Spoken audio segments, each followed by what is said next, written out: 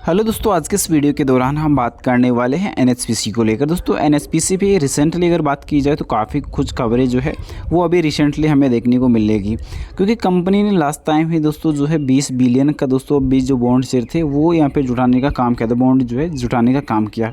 उसके बाद अभी रिसेंटली इस पर करेक्शन काफ़ी ज़्यादा चल रहा है और अभी खबरों को लेकर अगर चर्चा की जाए तो काफ़ी कुछ जो खबरें हैं इसके रिगार्डिंग देखने को मिलेगी, क्योंकि पिछले टाइम ही देखने को मिला था कि दोस्तों हिमाचल पार्वती 2 परियोजना का दोस्तों जो रेवेन्यू था 224 करोड़ रुपए एनुअली रेवेन्यू जो था वो ऐड हो चुका था, जो कहीं ना कहीं एक बढ़िया प्रॉफिट के तौर पर भी देखने को मिला। क्योंकि एनएचपीसी में दोस्तों जो प्रॉफिट आता है, कंपनी का जो रेवेन्यू वगैरह आता है वो लॉन्ग टर्म बेसिस पे होता है। अब लॉन्ग टर्म बेसिस पे रीज़न ये है कि फ़िलहाल सबसे मेन चीज़ क्या है कि कंपनी को जो, अब इसी का एग्जांपल अगर लेते हैं हिमाचल पार्वती 2 परियोजना का, तो इस पर ये देखने को मिला था कि कंपनी को लगातार जो प्रोजेक्ट जो था इसमें कंपनी ने प्रोजेक्ट तो जो कंप्लीट अभी किया है, पर कंपनी को 2 साल पहले से ये प्रोजेक्ट कारोबार पर चल रहा है, यानी कि प्रोसेसिंग में चल रहा है, वर्किंग पे चल रहा था। अब 2 साल अगर इस प्रोजेक्ट को लग गए तो कंपनी को स्टार्टिंग पे ही तो उस प्रोजेक्ट का अमाउंट मिला नहीं था।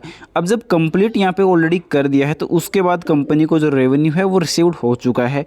यानी कि सीधा बात यह है कि इसमें मेन चीज़ ये होती है कि एनएचपी जैसे स्टॉक्स में तो एनएचपीसी के प्रोजेक्ट वगैरह को कंप्लीट करने के लिए मिनिमम यू मान कर चल सकते हैं 2 से 5 साल का एवरेज टाइम मिनिमम चाहिए होता है।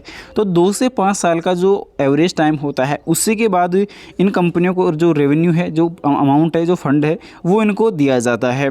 तो ये चीज़ इस चीज़ से डिपेंड करती है कि जब अमाउंट वगैरह लॉन्ग टर्म बेसिस पर रिसीव्ड होता है तो उसका जो प्रॉफिट भी है लॉन्ग टर्म बेसिस पर ही कंपनी को अर्न होगा। तो इस वजह से कंपनी के जो अर्निंग है, जो डेटाबेस है, उसका भी दोस्तों लॉन्ग टर्म के लिए ही इन्वेस्टमेंट का जो तरीका है वो हमें सोचने की आवश्यकता है। क्योंकि जब लॉन्ग टर्म बेसिस पे अगर रेवेन्यू रिसीव्ड होता है तो दोस्तों शॉर्ट टर्म बेसिस पे किस प्रकार से कंपनी का जो रेवेन्यू है वो प्रॉफिट अपने को दे पाएगा, और यही चीज़ अपने को देखने को मिल रही है। उसी के साथ साथ लास्ट टाइम डेटाबेस की अगर बात की जाए तो एनएचपीसी ने लगातार जो काफ़ी कुछ चीज़ें थी वो यहाँ पे देखने को मिली थी, क्योंकि लगातार एनएचपीसी काफ़ी तेज़ी से ग्रो करता हुआ देखने को मिल रहा था। और अभी रिसेंटली अगर प्राइस को लेकर अगर बात की जाए तो प्राइस ऑल ओवर काफ़ी अच्छी देखने को मिल रही है। पर एक्सपर्ट अभी के टाइम इस स्टॉक पर काफ़ी जो राय थे वो अपनी देते हुए भी नजर आए थे। पर अभी जो रिसेंटली प्राइस चल रही है इस स्टॉक पर वो अभी के टाइम 85.80 गिरावट काफ़ी ज़्यादा थी, लगभग 0.4% के आसपास गिरावट हमें देखने को इस स्टॉक पे मिली थी, जो कहीं ना कहीं इस बात को दर्शाती है कि भाई गिरावट काफ़ी बड़ी हुई है। क्योंकि 5 सेशन के दौरान इसमें एक अच्छा रिवर्स पैटर्न भी था, क्योंकि अभी रिसेंटली जो गिरावट हुई है उसके पीछे का रीज़न है प्रॉफिट बुकिंग। जब प्रॉफिट बुकिंग अभी के टाइम अचानक सभी ने कर ली है तो मार्केट का क्रेश होना जायज़ था। दूसरी चीज़ ये देखने को मिल रही थी कि जिस प्रकार जो पहलगाम पर दोस्तों जो डेटा आया था कि पहलगाम की जो खबर निकल के आई, तो उसके बाद भी मार्केट पर काफ़ी कुछ जो है इफेक्ट देखने को मिला है। और उसके अलावा दोस्तों इंटरनेशनल लेवल तक का ये मुद्दा देखने को मिला, तो इस वजह से मार्केट पे उस चीज़ का इम्पैक्ट ज़्यादा पड़ा है और कल भी आप लोगों को पड़ता हुआ नज़र आ सकता है। उसके बाद ट्रंप को लेकर दोस्तों लंबे वक्त से जो खबरें चल रही थी, ट्रंप की वजह से मार्केट ने दोस्तों काफ़ी कुछ जो है गवा दिया है, लोगों का जो पोर्टफोलियो था वो इस वजह से अब तक भी दोस्तों रेड चल रहा है।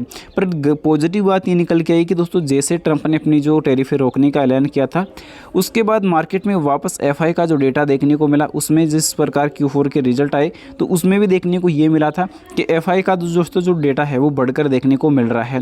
रिसेंटली अगर बात की जाए इंडियन एनर्जी एक्सचेंज लिमिटेड की, तो रिसेंटली इस कंपनी ने दोस्तों डिविडेंड अनाउंसमेंट कर दिया है। फाइनल डिविडेंड रहने वाला है जो इसका ₹1.50 का रहेगा और इसकी रिकॉर्ड तिथि 16 मई रहने वाली है। तो इसका भी रिकॉर्ड डेटा आप चेक कर सकते हैं, कंपनी का डेटा चेकआउट कर सकते हैं।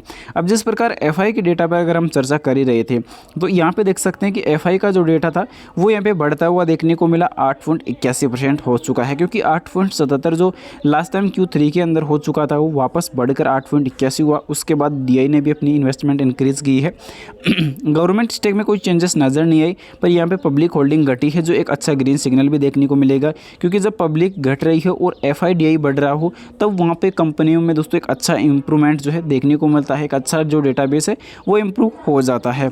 तो इस रिगार्डिंग एक अच्छा जंप देखने को मिल सकता है। Q4 के जो नंबर है वो काफ़ी बेहतरीन हमें देखने को नज़र आ सकते हैं। क्योंकि लगातार जब कंपनी का जो डेटा पॉजिटिव अगर हमें मिल रहा हो तो एक अच्छा इन्वेस्टमेंट की जो प्लानिंग अगर हम कर रहे हैं तो वहाँ पे एक अच्छा रेवेन्यू इम्पैक्ट होता हुआ भी नज़र आता है और डेटाबेस में काफ़ी बेहतरीन जंप नज़र आती है। तो इस रिगार्डिंग अभी कंपनी की जो लगातार जो प्रॉफिट ग्रोथ थी, सेल्स की ग्रोथ थी, उन सब में अभी के टाइम रिकवरी नज़र आ रही है। तो अभी के टाइम यहाँ पे ये ना समझे कि अभी मार्केट में काफ़ी बड़ी करेक्शन हो चुकी है, तो हमारा कहीं ना कहीं जो लॉस है वो देखने को मिल रहा है, क्योंकि अभी के टाइम पूरा मार्केट में ही दोस्तों प्रॉफिट बुकिंग जब चल रही है। तो फिलहाल इस प्रकार के पोर्टफोलियो को ज़्यादा जो है पैनिक वाली सिचुएशन में ना ले। फिलहाल बाय सेल के लिए कोई भी रिकमेंडेशन नहीं रहने वाली, जानकारी ओनली एजुकेशन पर्पज़ के लिए रहेगी। इन्वेस्टमेंट करने से पहले अपने फाइनेंशियल एडवाइजर की सलाह जरूर ले या खुद की रिसर्च जरूर से कर ले। वीडियो पसंद आए तो लाइक और चैनल को सब्सक्राइब जरूर से कर देना।